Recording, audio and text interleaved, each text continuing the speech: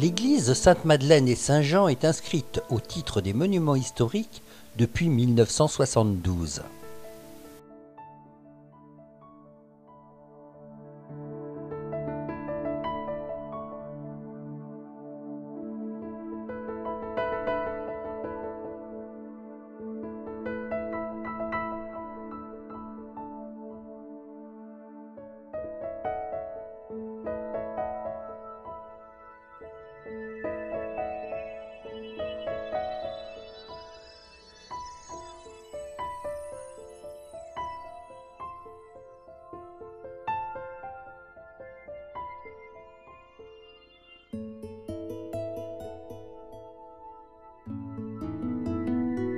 Le musée de Rochemeunier est le site troglodyte de plaine le plus complet du Val-de-Loire. Il est composé de 2 anciennes fermes avec habitations et dépendances creusées dans la roche de Falun, une chapelle souterraine et des habitations modernisées. Des meubles, des outils et instruments de travail des champs, de la vigne et du vin, des photos anciennes et une basse-cour sont présents sur le site. Dès le Moyen Âge, plutôt que de construire des maisons en surface, les paysans creusaient la cour de leur ferme comme une carrière à ciel ouvert, puis autour, l'habitation et les dépendances. À Rochemeunier, la densité de ces cavités est très importante et la commune en a acheté une partie pour les ouvrir à la visite.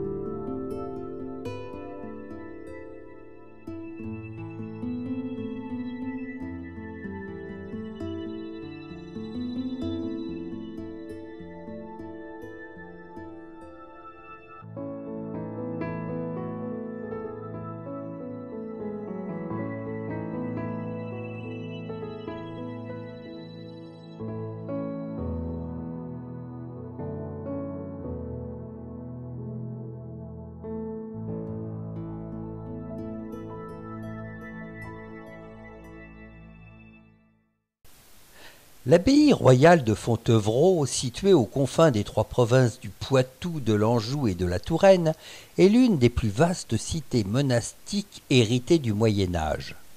Classée monument historique dès 1840, elle est depuis 2000 inscrite au patrimoine mondial de l'UNESCO avec l'ensemble du Val-de-Loire.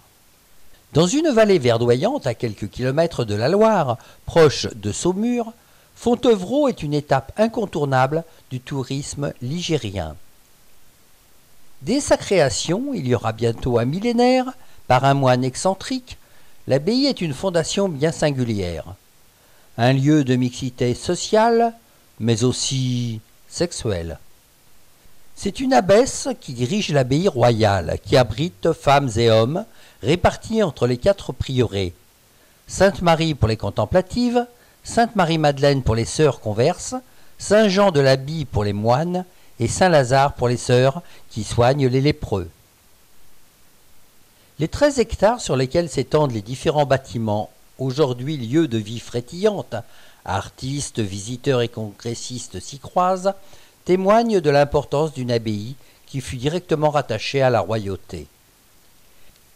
Les gisants d'Aliénor d'Aquitaine, de son mari Henri II Plantagenet, et de leur fils Richard Cœur de Lion, exposés dans l'église abbatiale, rappellent ce glorieux passé.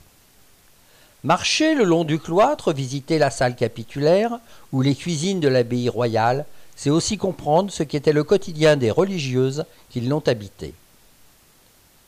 C'est enfin imaginer que ces lieux ont laissé place au XIXe siècle à l'une des plus dures prisons de France. Chinon, c'est d'abord un site exceptionnel qui a favorisé l'implantation de la ville. La présence, à côté d'une voie d'eau importante telle la Vienne, d'un coteau calcaire ou pente abrupte sur lequel il était facile d'implanter une enceinte qui se trouvait naturellement fortifiée. La phrase de François Rabelais, enfant du pays, qui résumait la situation de Chinon ainsi: assise sur pierre ancienne, au haut, le bois au pied, la Vienne, fait allusion à la forêt domaniale de Chinon, 5500 hectares, qui occupe toujours aujourd'hui un large territoire sur le plateau au nord-est de la ville.